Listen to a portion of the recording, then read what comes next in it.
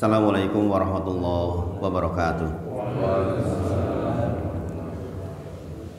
Alhamdulillahi haqqa hamdi nahmaduhu wa nasta'inuhu wa nastaghfiruh wa na'udzu billahi min syururi anfusina wa min sayyiati a'malina may yahdihillahu fala mudilla lahu wa may yudlilhu fala hadiyalah. Ya ayyuhalladzina amanu taqullaha haqqa tuqatih wa la tamutunna illa wa antum muslimun. Allahumma sholli ala Muhammad wa ala ali Muhammad. Subhanaka la ilma lana illa ma 'allamtana innaka antal alimul hakim. Rabbi shrah li sadri wa yassir li amri wahlul 'uqdatam min lisani yafqahu qawli. Amma ba'd. Bapak Ibu sedaya, kita bersyukur kepada Allah atas nikmat yang besar ini, mengingatkan kita masih di jajaran bulan-bulan yang istimewa, bulan-bulan hurum, maka masih berlaku setiap amal soleh dilipat gandakan pahalanya. Demikian sebaliknya, setiap keburukan dilipatkan pula dosa-dosanya. Maka kita menjaga diri, fala tadlimu fihina anfusakum, kata Allah, jangan sekali-kali menzalimi diri sendiri di bulan-bulan itu karena konsekuensi yang diterima sungguh berat. Maka diukur sekali lagi setiap perbuatan kita, termasuk yang terkategorikan amal soleh atau bukan. Setiap perbuatan kita termasuk yang terkategorikan ibadah atau bukan. Mengingatkan kembali, ibadah di antara definisinya adalah ismun jami'un likulli ma yuhibbullahu wa yardah minal aqwal wal af'al, lahir dan batin. Ibadah adalah penyebutan untuk sebuah kata yang menyebut bahwa segala sesuatu yang Allah cinta dan ridho dari perkataan dan perbuatan, lahir dan batin. Maka parameternya jelas, di bulan hurum ini pastikan kita perbuatannya selalu yang mengundang ridho Allah, yang mengundang cintanya Allah kepada kita. Kita masuk ke rukun yang berikutnya. Kita masih membahas rukun, jadi wajib dan sunnahnya belum, jadi jangan nanti agak sabar. Yaitu rukun ruku. Rukun yang berikutnya adalah ruku. Jadi saya nggak membahas setelah Al-Fatihah kok nggak suratan. Nah, itu bukan bagian dari rukun. Nanti itu dibahas di bagian sunnah, dibahas di bagian wajib. Berikutnya adalah ruku. Yang pertama yang perlu diperhatikan adalah sikap ketika hendak ruku. Sikap ketika hendak ruku. Rasulullah SAW berhenti sejenak ketika hendak ruku. Jadi ketika dengan sudah selesai suratan, itu enggak langsung, tapi berhenti sejenak sebelum ruku. Ini penting. Dari Samurah bin Jundub radhiyallahu anhu, anna Rasulillah sallallahu alaihi wasallam kanat lahu saktatani saktatun. Rasulullah berhenti sejenak di dalam salatnya 2 kali. Menika hina yaftatihu sholati wa saktatun idza faragha minas surati saniyati. Rasulullah berhenti ketika setelah membaca iftitah dan setelah membaca suratan. Qabla an yarka'a, sebelum turun ke ruku. Jadi setelah selesai suratan, surat kedua maksudnya itu adalah setelah surat Al-Fatihah dan suratan maksudnya. Jadi disebutkan berhenti setelah surat yang kedua, maksudnya itu Al-Fatihah dan suratan maksudnya. Maka beliau berhenti sejenak baru kemudian melakukan gerakan ruku. Hadis riwayat Ahmad nomor 2016 dan disahihkan oleh Al-Arnaud. Jadi sikapnya berhenti sejenak sebelum ruku. Ruku, Pak, bukan itidal ketika naik nanti. Kemudian yang kedua, melakukan takbir intikal. Kalau kemarin kita sudah membicarakan tentang takbiratul ihram. Kalau takbir intikal apa? Intikal artinya perpindahan, Bapak Ibu sekalian. Intikal artinya perpindahan. Berarti takbir untuk pindah dari satu rukun ke rukun yang lain. Melakukan takbir intikal. Takbir intikal itu apanya? Allahu Akbar. Ini bukan bicara angkat tangannya ya. Jangan lupa definisi takbir kemarin. Takbiratul ihram itu apanya? Ucapan Allahu Akbar. Karena hukumnya berbeda antara mengangkat tangan dengan ucapan adalah wajib dan sunnah. Itu berbeda ya. Nanti dibahas di bagian wajib dan sunnah. Ucapannya dan gerakannya itu sesuatu yang berbeda, Bapak Ibu setuju. Jangan campur adukan. Sabar, belajarnya sabar, nggak apa-apa, biar paham. Ini dianjurkan angkat tangan. Angkat tangan adalah anjuran. Hadisnya dari Ibnu Umar sebagaimana kita pelajari ketika takbiratul ihram, yaitu Nabi Shallallahu Alaihi Wasallam terbiasa mengangkat tangan setinggi pundak ketika memulai sholat, hendak ruku, bangkit dari ruku, termasuk ketika perpindahan dari rakaat kedua ke yang ketiga. Sekali lagi, intikal adalah maksudnya perpindahan, takbir intikal, dan dilakukan ketika bergerak. Dilakukan ketika bergerak. Saya ulang, dilakukan ketika bergerak. Allahu Akbar dilakukan ketika bergerak. Banyak imam yang duluan menyempurnakan ruku baru takbir intikal karena khawatir makmum mendahului imam. Ini keliru. Ini keliru. Bahkan sebagian ulama mengatakan itu bisa membatalkan sholat karena wajib. Takbirnya itu hukumnya wajib, Bapak Ibu Toyo. Bukan rukun ya, tapi wajib. Bedanya rukun dan wajib apa dulu? Kalau rukun itu sengaja tidak sengaja batal. Kalau wajib itu kalau sengaja batal, kalau tidak sengaja tidak batal. Paham ya? Paham ya? Saya sengaja orang takbir intikal ketika ruku bisa batal. Nah, di antara syarat takbir intikal ketika ruku sah itu ketika dalam posisi bergerak. Bukan setelah sempurna ruku baru kemudian takbir intikal. Ini khususnya yang imam diperhatikan. Kadang-kadang kita menghindari didahului oleh makmum, maka kita ruku dulu baru Allahu Akbar. Setelah sempurna ruku maka itu tidak sah takbir intikalnya. Saya dipahami sampai di sini ya Bapak Ibu ya? Anu nggak belibet nggak? Intinya prakteknya seperti yang jenengan praktekkan. Saya hanya menyampaikan tentang dalilnya biar lebih kuat jenengan di dalam melakukan. Itu tujuan pembelajaran kita menjadi lebih nyes di hati. Oh, Rasulullah perintahnya begini ya. Gitu maksud saya. Paham ya? Di antara yang membuat kita khusyuk, kita tuh paham apa yang kita lakukan. Sebagaimana orang berdoa disyaratkan oleh Rasulullah tidak akan dikabul doa ketika lalai hati. Lalai hati itu karena tidak tahu makna. Maka usaha untuk tidak lalai tahu maknanya. Maka melakukan rukun-rukun ini juga kita tahu dalilnya. Setidaknya pernah mendengarkan. Yang dengan demikian kita bisa merasakan, oh begitu ya. Ada sebuah keterkaitan dan koneksi kita dengan Rasulullah SAW ketika Rasulullah menyampaikan shollu kama ra'aitumuni usolli. Sholatlah sebagaimana engkau melihat aku sholat. Dengan mengetahui dalil ini, kita seolah-olah kan melihat Rasulullah SAW. Ini pula nih subhatnya nih, bayangin. Ya dokter yang mengatakan loh, sholat koyo nonton Rasulullah. Memang kowe pernah nonton Rasulullah? Subhanallah. Urip zaman saiki kok ndelok Rasulullah iki ndeloke kepiye gitu. Itu kan subhat, gini apa gitu? Orang-orang yang sudah belajar kan tahu maksudnya melihat itu melihat sejarahnya, melihat bagaimana para ulama menerjemahkan gerakan dari Nabi Muhammad SAW. Kemudian sekarang tata caranya dan beberapa hukum terkait dengan ruku.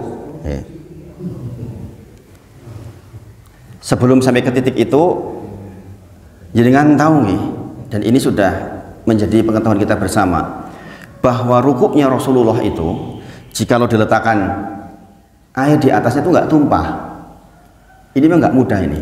Tidak seperti busur panah. Tidak seperti ini, Saya sendiri praktek agak susah nih terus terang aja. Karena saya sering duduk dong seperti ini sehingga badannya itu agak melengkung. Kalau jenengan biasa tegak seperti Pak Parti begini ini lebih enak. Tapi karena saya mungkin terlalu banyak duduk begini, akhirnya kadang-kadang susah untuk meluruskan itu susah. Tapi standarnya sebenarnya adalah sebagaimana kalau ini diletakkan itu nggak tumpah, Bapak Ibu Saudara. Tidak tumpah. Ya nanti di bagian tata cara. Ya, kita lambat-lambat.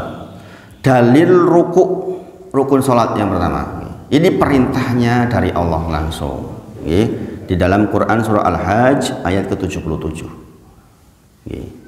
Ya ayyuhalladzina amanu ruk'u wasjudu wa'budu rabbakum faf'alul khaira la'alakum tuflihun.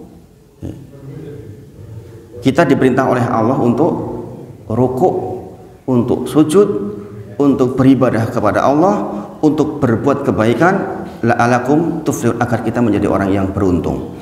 Jadi soal rukuk itu soalnya menjadi perhatian Allah secara langsung untuk kita semua, Bapak Ibu sedaya. Maka gerakan rukuk itu harus betul-betul menghadirkan hati, bahwa ini tuh perintah zat yang menciptakan kita, yang memberikan rezeki kepada kita, yang mengatur kita, yang menguasai kita. Coba kalau kita hadir itu rasanya bagaimana? Kita diperintah bos aja, hati-hati, ya enggak? Hanya untuk keperluan dunia kita. Kalau salah bosnya orang gaji aku piye, kira-kira begitu kan? Nah, ketika kita tahu ini perintah dari Allah Subhanahu wa taala yang menciptakan kita, maka kita akan merasakan gerakan itu, Masya Allah. Dan ini biasanya bisa kita peroleh ketika sholat sunnah, Bapak Ibu sedaya. Kalau kita sholat bareng-bareng memang ya terbatas kan waktunya. Kalau dengan pas sholat sunnah dinikmati betul itu. Mungkin dengan sholatnya hanya 3 rakaat, tapi menyempurnakan setiap gerakan itu nikmatnya luar biasa. Masya Allah. Makanya mengetahui dalil seperti ini menjadi penting. Karena apa? Akan mengikuti gerakan-gerakan kita itu. Hati kita tuh bisa hadir kalau begitu. Kemudian secara bahasa dari lafadz raka'a yarka'u ruku'an, bermakna menunduk atau membungkuk. Jadi arti kata rukuk itu sendiri adalah menunduk atau membungkuk. Kemudian secara istilah, gerakan khusus yang dilakukan setelah berdiri membaca suratan di dalam Al-Quran dengan menundukkan kepala, membungkukkan punggung, kedua tangan memegang lutut, punggung dan kepala lurus. Itu secara istilah. Nanti yang mempraktekkan mungkin Pak Parti yang bisa lurus itu. Saya kayaknya nggak begitu bagus Pak rukuknya. Kemudian dalil dari hadis Abu Hurairah radhiyallahu anhu.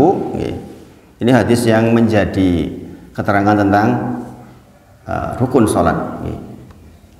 Penggalanya adalah thumarka hatta tatma'inna raki'an. Lalu rukuklah dengan tumakninah. Ini dalil dari Nabi Muhammad SAW. Panjang hadisnya. Ini penggalan-penggalannya. Yaitu ketika Rasulullah didatangi oleh orang yang sholatnya buruk itu, sebagaimana kemarin saya terangkan ketika membicarakan takbiratul ihram. Rasulullah duduk di pojok masjid, kemudian datang seseorang, kemudian sholat, kemudian dipanggil, memberikan salam ke Rasulullah. Rasulullah mengatakan, sholat lagi karena engkau belum sholat. Kemudian sholat lagi, yang ketiga, kemudian bagaimana ya Rasulullah ini? Saya udah nggak bisa lagi yang lebih baik dari itu. Maka kemudian diantara penggalanya adalah sumarka hatta tatma'inna raki'an. Kemudian engkau melakukan ruku sampai tumakninah. Makanya tumakninah itu termasuk rukun di bagian ruku ini. Makanya ada yang menyebut rukun sholat 17, 18 itu karena dipisah seperti ini. Sementara yang saya sebut tumakninah itu satu saja, tumakninah. Sementara ini adalah detailnya begini. Kemudian ruku harus tumakninah. Ruku harus tumakninah. Bagaimana tumakninah? Yaitu ketika kita benar-benar sampai ke posisi ruku, kita berhenti sejenak. Maka kita membaca bacaan ruku. Jadi ada yang keliru memahami ini. Jadi kan lihat kan ada sholat 7 menit 21 rakaat. Itu kira-kira tumakninahnya gimana itu? Sampai enggak? Ada kalimat tumakninah itu berhenti sejenak. Itu berhenti enggak itu? Kalau begitu kira-kira sholatnya bagaimana ya begitu? Subhanallah. Makanya kalau jenengan sholat sunnah dinikmati betul Bapak Ibu sedaya. Karena kan jenengan bebas sendirian. Jenengan tidak sedang membawa makmum. Makanya di antara ciri kesolehan itu adalah kita memperbanyak berdiri, memperbanyak rukuk di ujung malam. Karena yang mempelajari seperti ini itu rukuk itu nikmat luar biasa. Melakukan tumak ninah itu kenikmatan luar biasa. Nggak ada istilah tergesa-gesa nek dhewean, gini bang. Kalau jenengan di ujung malam sendirian, memang punya kepentingan apa? Ya kan, jenengan bisa gerakannya tahan. Kemudian jenengan bacaan rukuk lambat-lambat, tumak ninah. Dan tumak ninah itu rukun sholat itu sendiri. Kemudian dan tumanina tercapai atau terrealisasi dalam ruku apabila seseorang sudah mencapai posisi ruku sempurna, yaitu dengan diam sesaat pada posisi tersebut sampai pada posisi ruku, kemudian diam sejenak, itu baru bisa terrealisasi yang namanya tumanina.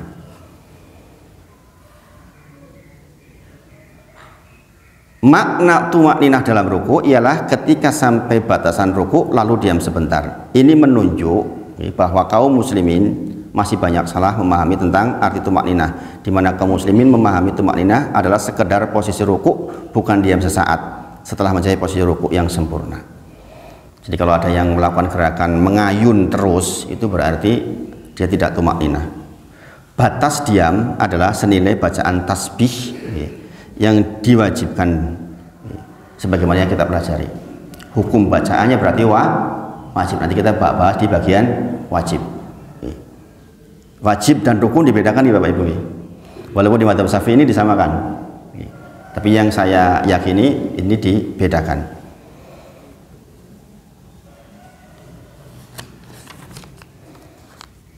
Beberapa hadis mendukung tentang hal itu.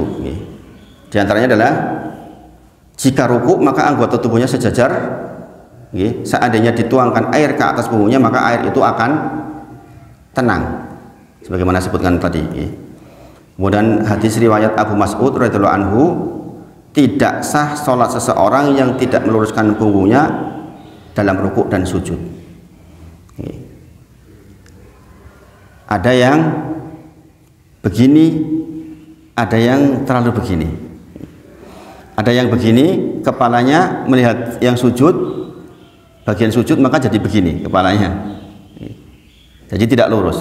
Yang benar adalah lurus, maka memaksakan pandangan mata ke tempat sujud ketika sujud itu, ketika rukuk itu justru jadi masalah. Jadi kepala dan punggung harus lurus betul. Atau jangan pula terlalu ke bawah.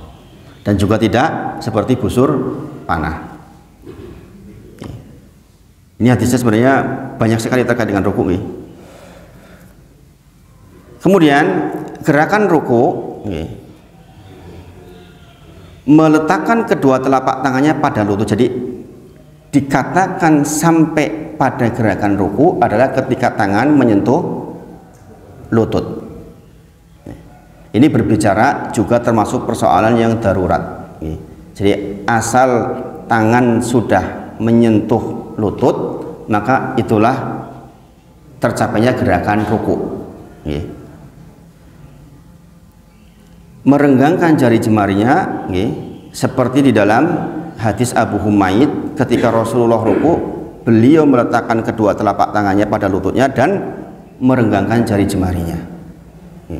Ini udah paham tentang masalah meletakkan kemudian merenggangkan jari jemari, udah paham Jangan pula di bawah lutut. Saya kadang-kadang melihat orang kayak gini, di bawah lutut begini. Yang benar adalah bawah lutut. Makanya kalau seperti ini kok rodo naik, Rasulullah kadang-kadang begini, agak mengeluarkan ininya sedikit ke samping begini. Yang penting ini dengan kalau mau latihan pakai kaca mungkin. Saya tadi ngaca di rumah kayaknya belum lurus ini. Makanya kan jenengan yang bisa praktek lurus banget itu yang jadi contoh, bukan saya contohnya. Karena saya punya problem itu, punggungnya mungkin karena terlalu sering duduk jadi lihat di kaca kok begini gitu, enggak begini gitu. Intinya teorinya seperti itu. Jadi sekali lagi meletakkan tangan di lutut. Kemudian punggung direndahkan hingga posisi ruku, namun dengan posisi yang lurus, tidak bengkok seperti busur panah. Hal ini sebagaimana dalam hadis Abu Humaid. Adapun yang paling paham, kata dia, li sholati Rasulullah SAW, terhadap sholatnya Nabi Muhammad SAW adalah saya di antara kalian, kata Abu Humaid. Beliau mengatakan, ra'aituhu idza kabbara ja'ala yadayhi hida'a mangkibahi. Saya melihat ketika Rasulullah sholat kemudian bertakbir dan sejajar dengan mangkibahi, sejajar dengan pundaknya. Wa idza raka'a amkana yadayhi min rukbatayhi thumma hasara dhuhrahu. Itu tadi. Jadi posisinya adalah lurus, antara kepala dengan punggung itu lurus. Maka sekali lagi ini menunjuk tidak boleh kepala turun sedikit atau naik sedikit. Setahu saya dulu waktu masih kecil, pandangan mata itu nggak boleh lepas dari sujud dulu itu. Dulu pengertian saya waktu masih kecil, sebelum belajar. Maka kadang-kadang ketika ruku saya berusaha melihat tempat sujud, maka agak-agak dengak sedikit. Nah ini keliru. Ini keliru.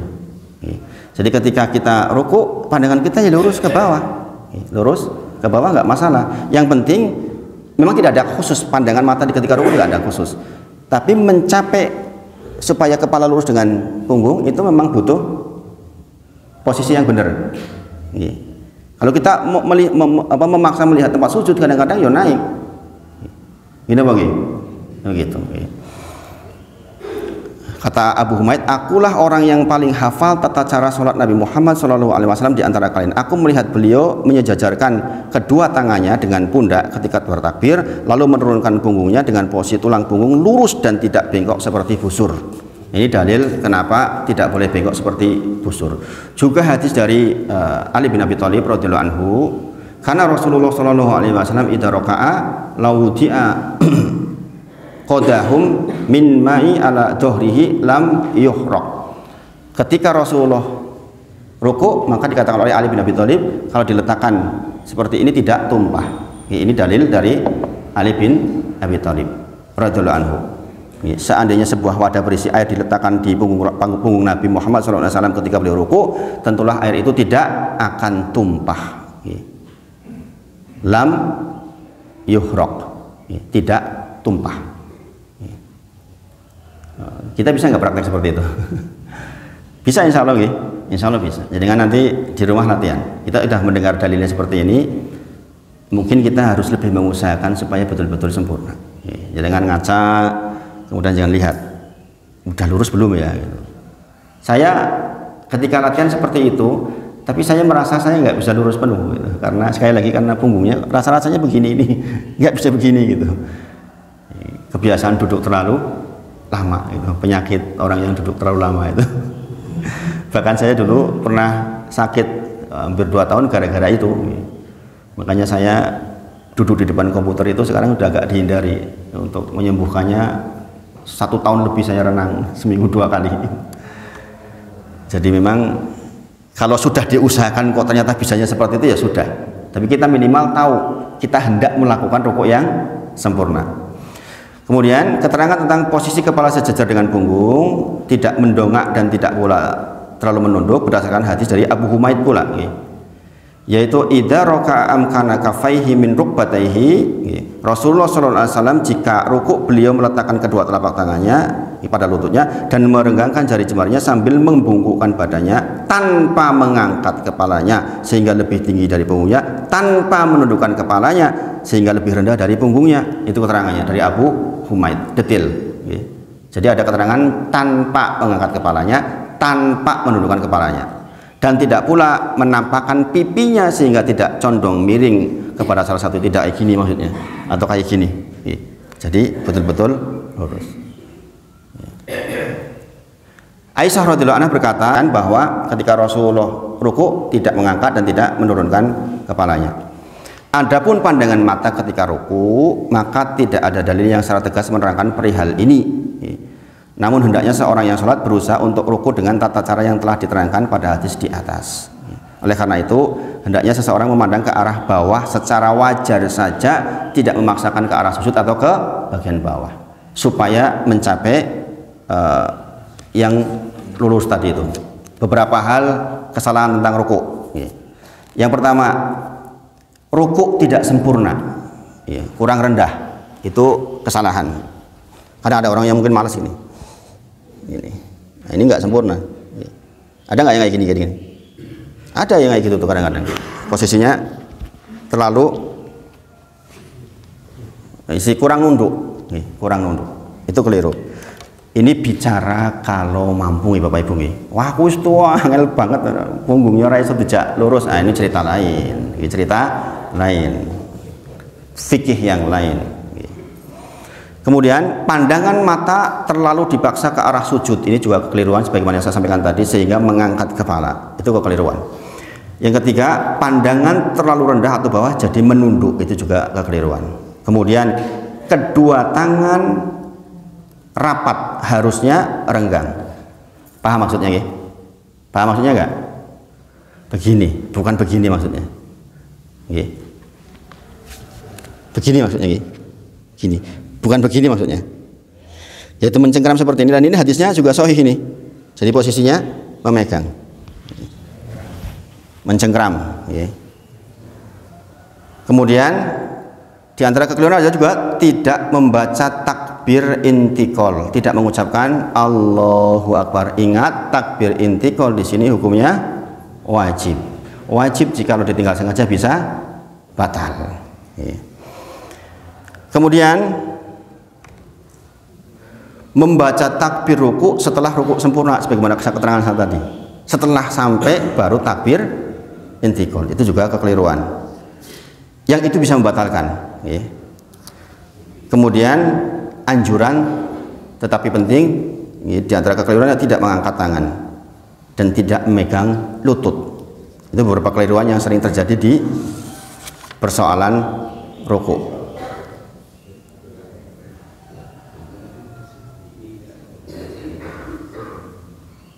Nah, itu saya kira terkait dengan ruku. Nanti jenengan kalau mau baca referensinya tentang hadis Abu Humaid, itu nanti jenengan lengkap. Sebenarnya sudah saya tulis, cuma saya tidak bacakan secara lengkap karena waktunya terbatas. Jadi nanti jenengan bisa membaca hadis dari Abu Humaid. Bapak Ibu sedaya, soal ruku ini disebutkan banyak di dalam Al-Quran. Artinya rukun ruku ini rukun yang sangat penting. Jenengan lihat di awal-awal Baqarah disebutkan. Maka tolong nikmati betul itu bagian ruku itu, khususnya ketika jenengan sholat sunnah, nggak usah tergesa-gesa, dinikmati. Mas, aku nek ruku gliyeng-gliyeng lah, itu cerita lain lagi. Ada yang ketika ruku nanti dia muter-muter, yaitu soal yang lain. Artinya memang kalau tidak mampu, sekali lagi kalau bahasa fikih itu kalau nggak mampu ya sak mampunya. Tapi setidaknya kita tahu kita sedang menuju kepada yang sempurna, karena niat yang sempurna itu akan mendapatkan nilai sempurna, itu maksudnya. Sangat dipahami. Walaupun jangan nggak mampu, tapi jangan meniatkan untuk menyempurnakan sebuah rukun, insya Allah jangan dapat pahala yang sempurna. Nah, saya kira itu yang disampaikan pagi ini. Kita sampai kepada rukun ruku, mudah-mudahan dipahami. Walaupun ini tentu saja sudah dengan pahami insya Allah, tapi memahami dalil itu menjadi penting insya Allah. Kita tutup dengan kafaratul majelis. Subhanakallahumma wa bihamdika asyhadu an la ilaha illa anta astaghfiruka wa atubu ilaik.